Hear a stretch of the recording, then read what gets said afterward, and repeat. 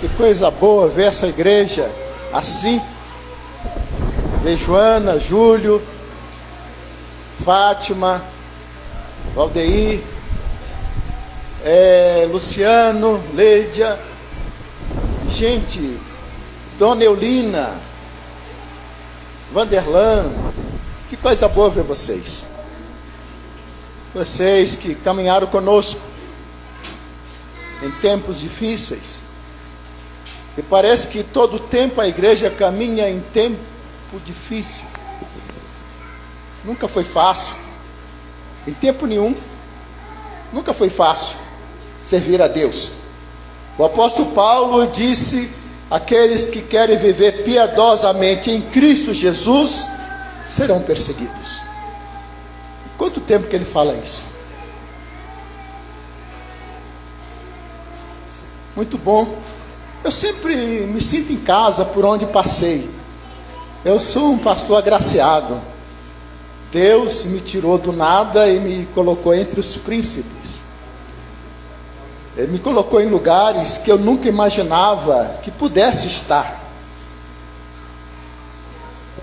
Um quase nada lá no interior do Maranhão, que nasce lá numa cidadinha que hoje não saiu do mesmo tamanho.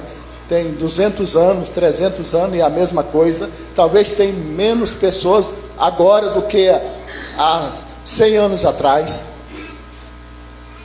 E que foi criado sem pai, com uma mãe muito valente. Uma maranhense valente, né? É própria das maranhenses que cuida da casa, dos filhos. E há 50 anos, completa o ano que vem, eu conheci o Evangelho. 50 anos, conheci o Evangelho. Nunca quis ser pastor. Pastor não estava no meu programa. Tinha coisa melhor para ser, para fazer, do que ser pastor. Mas Deus quis que eu fosse pastor. E com Deus não tem como fugir. A gente aprende com Paulo. Paulo diz que ele não pôde se recalcitrar contra os aguilhões de Deus. Não pôde se livrar do chamado de Deus. Moisés também tentou de todas as formas, mas não teve jeito. Eu também não fui diferente. Eu não queria ser pastor. Cuidar de crente. Crente é o povo mais complicado que tem. Crente é uma classe de gente que só Deus entende. Crente é crente. Igreja talvez seja a instituição mais complicada de se administrar, de se cuidar. Porque em muitos lugares, muitos crentes acham que são os patrões do pastor. O pastor é pago para isso e então eu não queria ser crente. Não queria ser pastor. Crente, eu fui feliz em ser crente. Mas Deus me chama para o pastorado, para o ministério. E eu fui para o seminário de Campinas. Eu fui colega de quarto do reverendo Hernandes por 2 meses.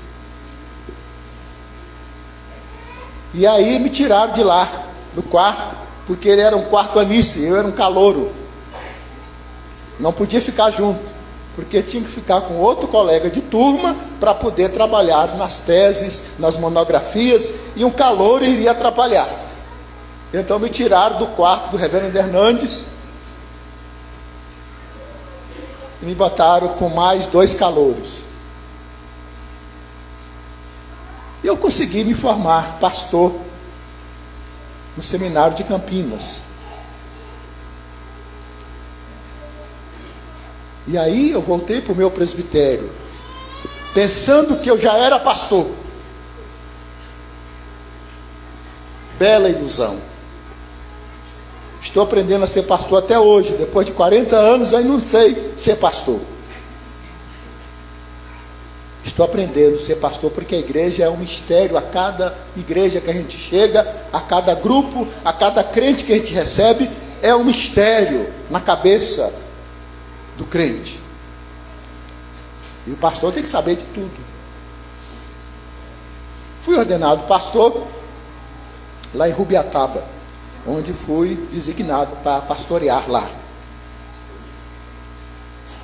E me casei nesse ano que eu fui ordenado. Eu me casei com uma linda moça. E ela me acompanha há mais de 36 anos. Aquela moça bonita ali, eu gostaria que ela ficasse de pé. Para quem não conhece, essa moça, ela que manda lá em casa. Dizem que a esposa faz 50% do ministério, o carro faz 40% e o pastor termina.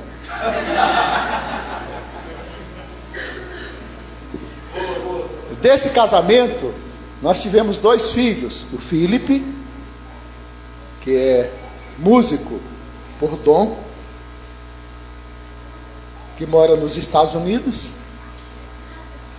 e que tem um filhinho, um netinho lindo do vovô, mas da vovó, chamado Noah. E tem o Gabriel, que é o nosso caçula, aquele jovem bonito ali, ele está com a Alice e a sua esposa, a Paula. Deus nos deu essa filha também, e 2 netos, o Arthur e a Alice, que está dormindo ali no colo do pai. A nossa família. Para quem não era nada, ter uma família dessa já foi um prêmio. Para quem não era nada, e ser pastor foi outro prêmio. Para quem não era nada, e ser pastor querido, eu não vejo o porquê de tanto carinho por onde eu passo, no pastoreio por onde eu passo, as pessoas das quais eu pastoreei, ter esse carinho com o pastor Jorge. É graça. Foi cantado aqui, graça. Graça.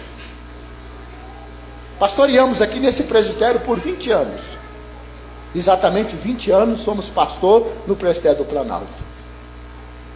E mais 6 no Recanto das Emas. Aqui em Brasília ficamos 26 anos. Estamos há 4 ali em Rio Verde. Fomos para a igreja do Parque Bandeirante, a terceira igreja. Ficamos lá por 3 anos. Nesse período da pandemia, tivemos que aprender a fazer reuniões e a transmissões de culto online. Tivemos que experimentar uma igreja fechada. Nunca imaginei isto. Uma igreja fechada. Mais de 90 dias, uma igreja fechada. Eu ia para a igreja para fazer as transmissões dos cultos. Alguém tocava, 1, 2, 3 tocavam lá, e a gente fazia a transmissão do culto. Nunca imaginei isto na minha vida. Nunca imaginei. Mas tivemos que nos adaptar a essa realidade. Passou. Estamos voltando. O vírus está por aí, sim, está por aí, mas vai continuar por aí, matando e matando e matando, porque segue um processo. É assim que Deus usa. Deus é o Senhor da história. Mas Deus tem sido bom. E quando nós olhamos para tudo isso, olhamos para a igreja, olhamos para o que Deus tem feito na nossa vida, nós não temos outra alternativa a não ser gratidão. Gratidão. Eu falei pela manhã, tenho falado que nós estamos nos preparando para parar. Ah, pastor, mas o senhor ainda está novo. Mas se eu parar quando morrer, se eu parar quando eu não puder andar direito, como é que eu vou aproveitar meus netinhos? Brincar com eles. Eu não puder sentar no chão e tal, certo? E já são 40 anos de pastorado, então já dei minha contribuição Assim como Moisés pastoreou o rebanho durante 40 anos no deserto, assim como Davi foi rei durante 40 anos, eu posso parar. Depois de 40 anos de pastorado, eu posso dizer: olha, eu quero minha jubilação. Eu quero receber minha jubilação. Já que eu não vou receber nada mesmo da igreja, me dê mesmo, pelo menos meu diploma. De que eu cumpri com as minhas obrigações como pastor presbiteriano. Irmãos, quando nós olhamos para isto, quando a igreja em Santa Maria olha para o passado e vê de onde nós saímos, as lutas que esses dois grupos tiveram aqui, o da 307 e da 310, a luta que foi para juntar e para entendermos que juntos poderíamos ser uma igreja. Conseguimos. Foi lido aí com muita propriedade. Em outubro de 2006, nós fizemos um culto aqui, onde nós recebemos os irmãos da 310 e nós incluímos todos dentro da igreja, os homens nos homens, as mulheres na SAF, as crianças na UCP, todo mundo foi incluído e agora é uma só igreja. E um ano depois, menos de um ano depois, em 2007, nós nos organizamos na Igreja Presbiteriana do Brasil, em Santa Maria. Foi fácil? Não. Tem sido fácil a caminhada da igreja? Não. Em todos os lugares do mundo, a igreja é perseguida. Levanta governo, sai governo, e a igreja é sempre a pauta da perseguição. Mas lembrando sempre de que Deus, na pessoa de Jesus, disse: as portas do inferno não prevalecerão contra ela, porque eu edifiquei a minha igreja. Falei de gratidão pela manhã e quero falar hoje à noite também de gratidão. E o texto, convido você para abrir a sua Bíblia em Salmo 116. Salmo 116.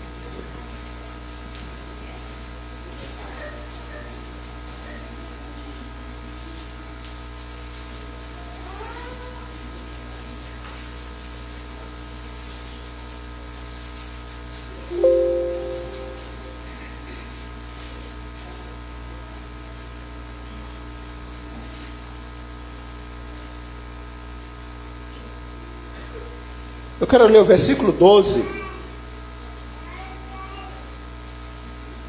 E nós vamos ver depois outros versículos desse texto, em que está baseado a nossa reflexão nessa noite sobre gratidão. Gratidão é uma bem-aventurança. Nem todas as pessoas são gratas. Nem todas as pessoas reconhecem que alguma coisa foi feita em favor dela. Lembra do que eu falei dos 10 leprosos pela manhã? Que gritaram pedindo ajuda a Jesus, e Jesus diz: vão ao sacerdote. Indo eles, foram curados, mas só um voltou. E esse que voltou tão alegre, tão radiante, louvando a Deus, louvando a Cristo, o adorou. E Jesus perguntou: cadê os outros? Não foram 10? Por que ninguém voltou?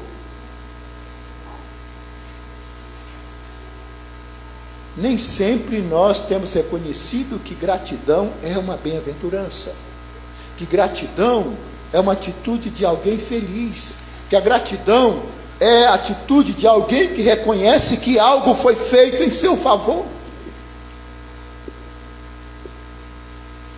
O salmista, ele faz uma declaração, uma pergunta. No versículo 12. E essa pergunta, ela chama a nossa atenção.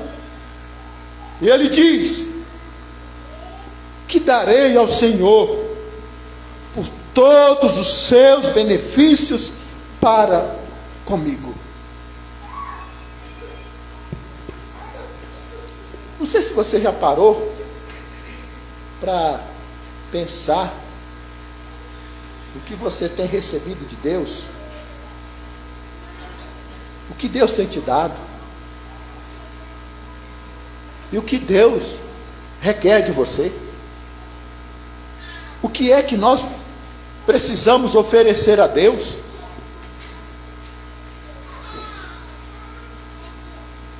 O que eu posso oferecer para Deus?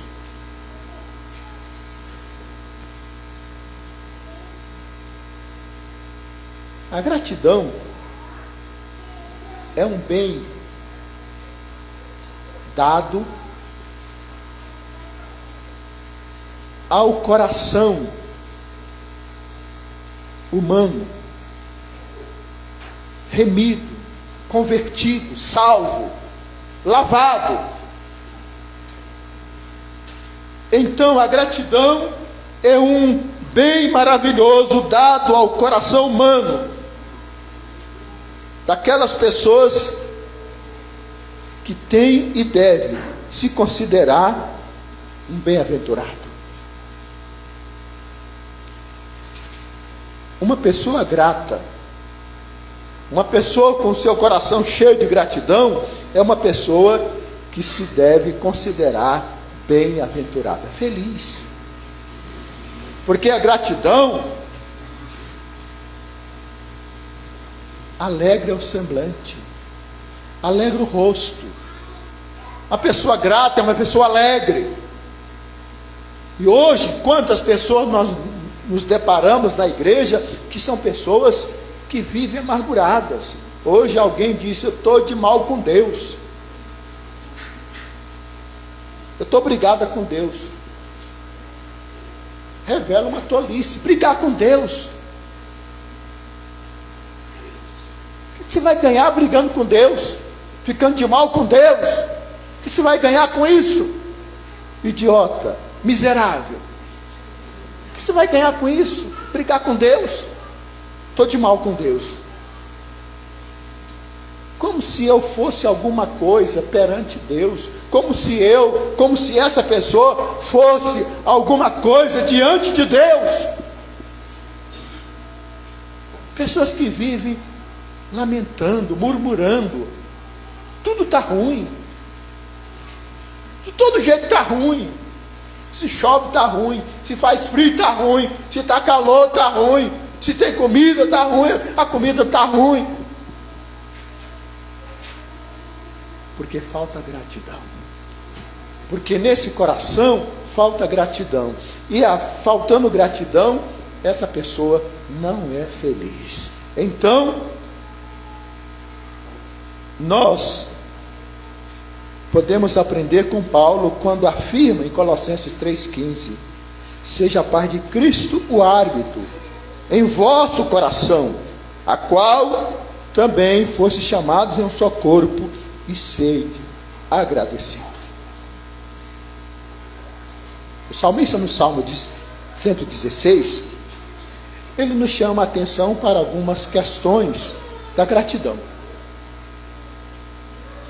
Ele nos alerta para que possamos olhar na ação de Deus, na sua vida, na minha vida, que expresse gratidão, que expresse um coração agradecido por aquilo que Deus tem dispensado a cada um de nós.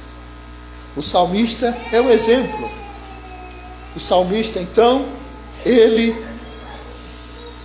é agradecido porque ele foi alvo da graça de Deus, e esta graça enchia os seus lábios e o seu coração de gratidão. Mas para isto, ele precisou olhar para o passado. Para termos gratidão, é preciso olhar para o passado. olhar para o passado. De onde você era? Quem você era? Eu gosto muito de ver Davi, o que Davi escreve.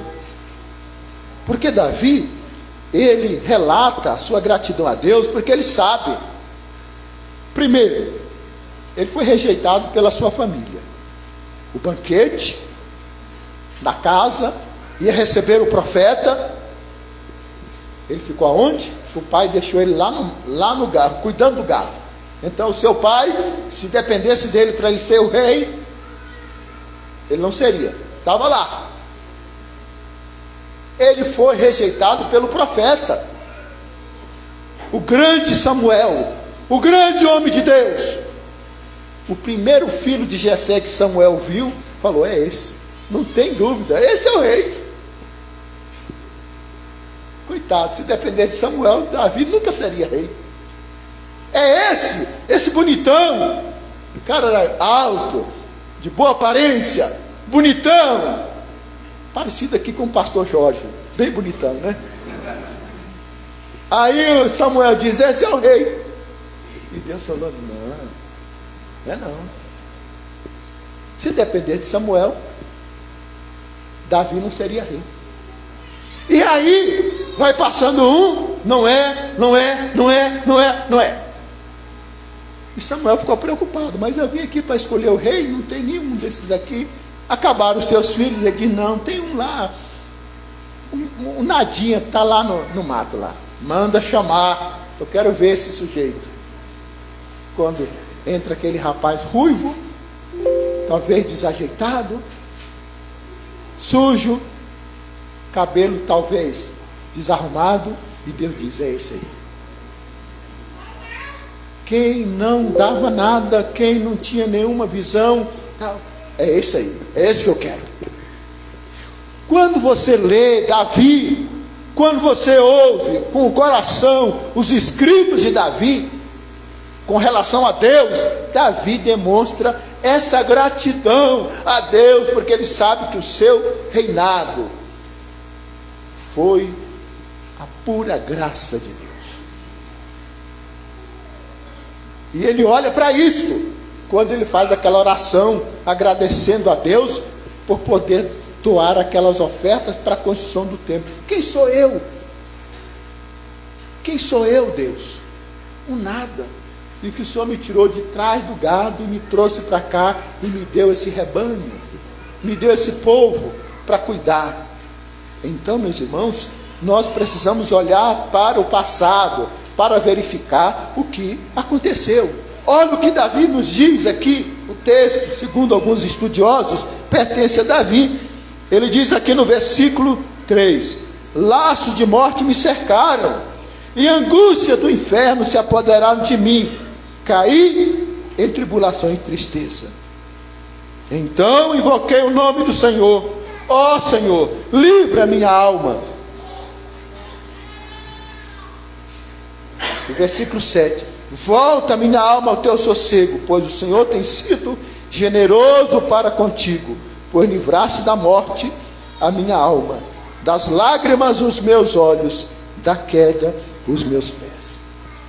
Quando Davi olha para trás, quando o escritor olha para trás, ele diz: Deus interferiu na minha vida espiritual. Deus corrigiu a minha vida espiritual. Quem era você antes de ser crente? O que você cria? Assim como eu, cria num monte de santo, que não vale nada, te juntando tudo, não vale nada, não salva ninguém, feito por nossas mãos, feito por mãos humanas. Mas Deus corrigiu a nossa vida espiritual. Ele corrigiu a nossa alma.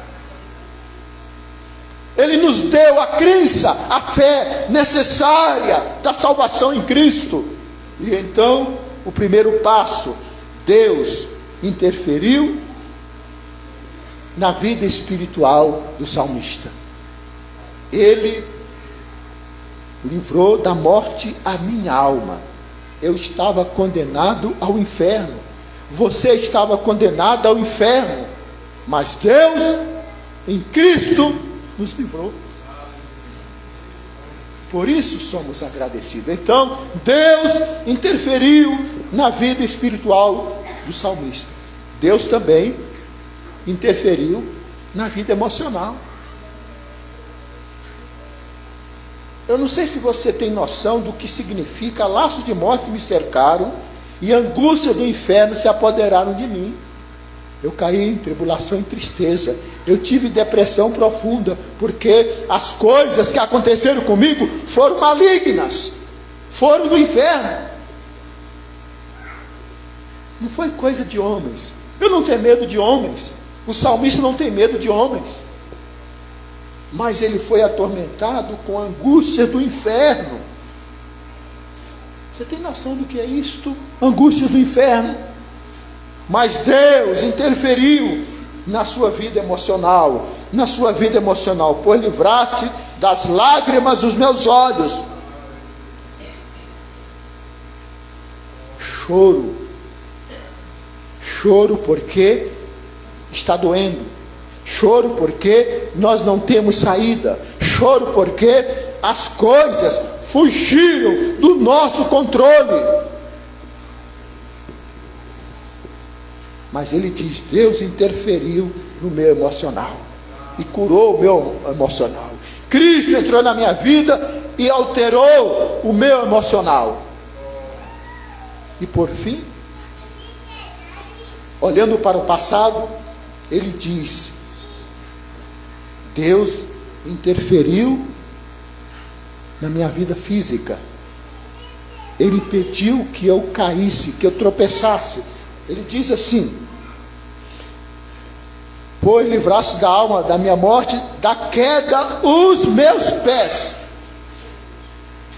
Queda, cair. Quem é que gosta de cair? Ninguém gosta de cair.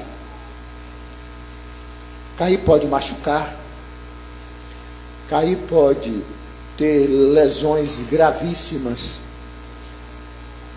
Quantas pessoas que caíram aí no banheiro, foram tomar banho e caíram e nunca mais se levantaram, foram até a morte, porque tiveram lesões gravíssimas. Mas o salmista está dizendo que Deus o amparou e ele não caiu, porque Deus havia interferido na sua vida física, sustentou com mão forte, com mão de ferro, nos amparando, cuidando. Então o salmista olha para o passado e percebe as grandes intervenções de Deus na sua vida. Quem sabe, meus irmãos, nós também estamos precisando de olhar para o passado. Você que reclama demais, você que está sempre reclamando, você que tudo está ruim, quem sabe você precisa olhar para o passado um pouco, para ver as grandes intervenções de Deus na sua vida. Lembra do período que passamos aí, 2020, 21, com o Covid? O pavor que as pessoas tinham, que as pessoas tiveram, que as pessoas passaram. As pessoas abandonaram a igreja, porque parece que na igreja é o único lugar que pega Covid. Na padaria não pega, no supermercado não pega, na lotérica não pega, nos bancos não pega, só na igreja. E os crentes abandonaram a igreja. Que coisa trágica. Precisamos olhar para o passado, para vermos as grandes intervenções de Deus na nossa vida. E aí o salmista olha para o passado e vê tudo isso. E aí ele olha para frente, para o futuro. O que é que eu vou oferecer a Deus? O que é que Deus merece? Se você tivesse que dar um presente para Deus, o que você daria? O que você daria para Deus por tudo aquilo que Deus tem feito na sua vida?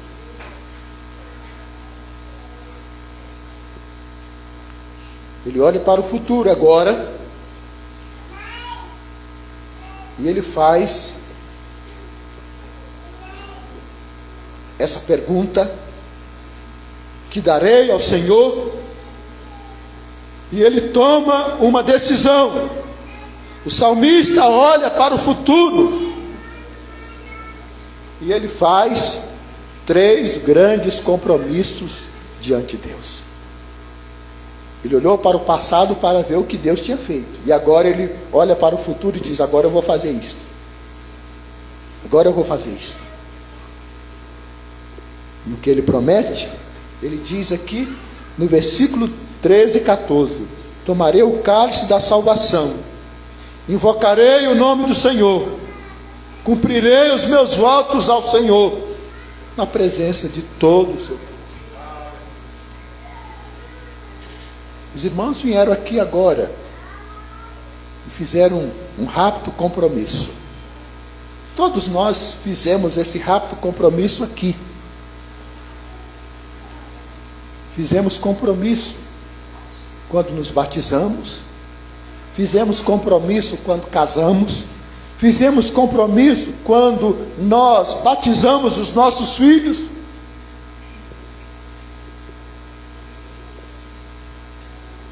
Você lembra desses compromissos? Você tem cumprido esses compromissos? O salmista então diz: eu vou invocar o nome do Senhor.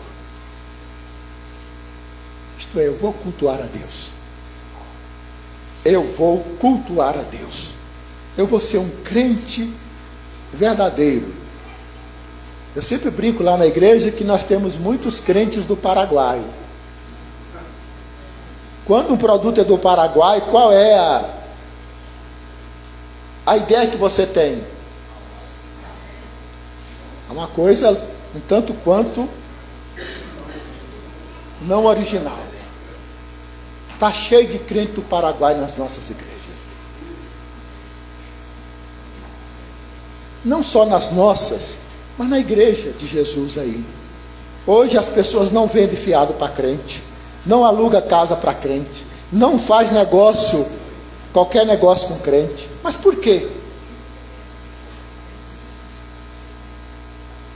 Eu quando cheguei em Campinas, em 81, eu fui na loja da Olivetti, que naquele tempo não tinha computador, não tinha notebook, não tinha celular, não tinha internet.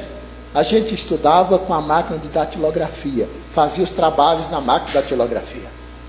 Eu fui na loja Olivetti, lá no centro de Campinas, para saber o preço de uma máquina de escrever datilografia. Aí a moça perguntou: você estuda onde? Eu falei: eu estudo no seminário presbiteriano aqui na Avenida Brasil. Não, você pode comprar, a gente faz aqui para o senhor em 10 vezes no boleto. A moça nunca tinha me visto. O pessoal do seminário compra aqui. O pessoal do seminário tem crédito aqui. Eu fiquei abismado com aquilo. Em 81, eu comprei uma máquina de datilografia em 10 vezes. A moça nunca tinha me visto. Eu não tinha como comprovar renda nenhuma. Mas eu paguei todo mês o boleto. Chegava lá no correio do seminário e eu pagava. Porque o seminário tinha crédito, tinha fama. Parece que nós perdemos isto. O que foi que aconteceu com a igreja? O que foi que aconteceu com os crentes? Então, o salmista diz: eu vou invocar o nome do Senhor. Eu vou cultuar a Deus. Eu vou servir a Deus de forma de culto. A minha vida vai ser um louvor, uma adoração a Deus. Eu vou tomar o cálice da salvação. Isto é, cálice, ele está associado com morte. Lembra da oração de Jesus lá no Getsemane? Pai, é possível passar de mim esse cálice sem que eu beba? Mas se não for possível, a tua vontade seja feita. Ser crente, Paulo diz que Todos aqueles que querem viver piedosamente em Cristo serão perseguidos. Aqueles que querem viver uma vida santa, correta, serão perseguidos. Tomar o cálice da salvação é assumir a responsabilidade da nossa fé. É assumir o compromisso de ser crente no mundo, de dizer que somos crentes, que não fazemos isto, que não fazemos aquilo, porque ofende a Deus. Não porque somos melhores do que os outros, mas porque isso ofende a santidade de Deus. Então ele diz: tomarei o cálice da salvação. Há muitos crentes que precisam entender isto. Que quando somos crentes, a nossa palavra tem que ter peso. Jesus diz: a sua palavra tem que ser sim, quando for sim, e não quando for não. O que passar disto é o quê? É do maligno. Não é meu. Então eu preciso ser alguém autêntico, um crente autêntico, um crente verdadeiro. E ele diz: e eu vou cumprir os meus votos. Eu vou cumprir os meus votos. Boanerges Ribeiro foi um grande pastor do passado, presidente do Supremo Conselho por muitos anos. Ele disse que ninguém é obrigado a ser presbiteriano. Ninguém é obrigado a ser um presbiteriano. Mas uma vez que você decide ser um presbiteriano, você deve ser um presbiteriano de fibra. Verdadeiramente presbiteriano. Se você quer ser crentes como tem em outros lugares, vá para esses outros lugares. Aqui não, aqui é para ser crente mesmo de primeira linha, crente de primeira qualidade. É assim que nós estabelecemos, é assim que a Bíblia estabelece. Crente tem que ser crente de verdade. Cumprirei os meus votos ao Senhor na presença de todo o seu povo. Quais foram os votos que você fez, que vocês fizeram perante Deus na igreja? Quando se batizaram, quando vocês casaram, quando vocês batizaram seus filhos, lembram? Esses votos estão em dias. Esses votos estão religiosamente em dias. O que Deus espera de nós? Só isso. Só que você seja alguém que o adore em espírito e em verdade. Que você invoque o nome do Senhor em qualquer lugar, sem medo de ser feliz. Que você seja um crente autêntico. Que você tome o cálice da salvação. Você assuma a responsabilidade da sua crença, da sua fé. E que você cumpra os votos assumidos perante Deus. Salomão diz: olha, quando você estiver perto de Deus, na casa de Deus, sejam poucas as tuas palavras. Converse pouco. Se você fizer algum voto a Deus, cumpra. É bom que não votes. Mas se você votar, cumpra, porque Deus não gosta de votos de todos. Então, meus irmãos, para expressar a nossa gratidão, concluindo a nossa fala, é preciso que você olhe para o passado, para ver o que Deus fez na sua vida. Olhando para o passado, você vai ver as grandes intervenções de Deus na sua vida. Uma vez, olhando para o passado, projete o futuro agora. Olhe para frente. Olhe para frente, porque agora você vai ser esse crente que vai adorar o Senhor, sem medo de ser feliz em qualquer lugar. Você vai dizer que é crente em qualquer lugar. Você vai assumir isto. Você vai assumir a responsabilidade de ser cristão, de ser crente. Se for necessário, até a morte, que morramos.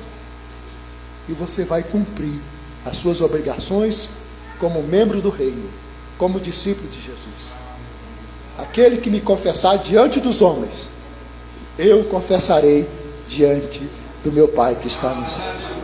Que Deus nos abençoe, que Deus abençoe essa igreja, que Deus abençoe esse conselho, o pastor, e muito obrigado pelo convite. Deus abençoe.